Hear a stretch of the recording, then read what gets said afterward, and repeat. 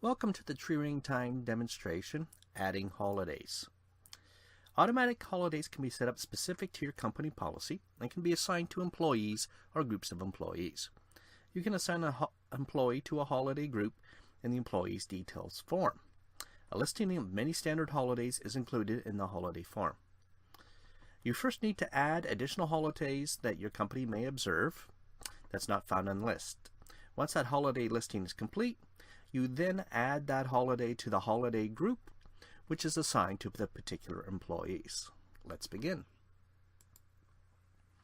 Under Configuration, Rule Setup, Holidays, Holidays, we're going to add a new holiday, and we're going to call it Family Day. And it's going to be observed in 2018 on February 19th. Save. And as you can see, Family Day has been added. We then go to Holidays, Holiday Groups.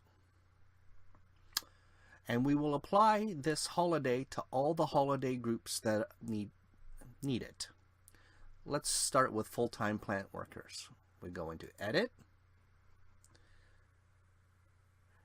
and then we scroll, add new holiday. We select the new holiday that we just added. We indicate the pay type, if it's at work, vacation, and so on. The holiday date, it automatically picks it up on the 19th of February from 100 hours to 23:59. Check if it's per schedule, if there's any benefit hours. Does a person have to work any days before or after in order to get this paid holiday? Is there any benefits if it's worked?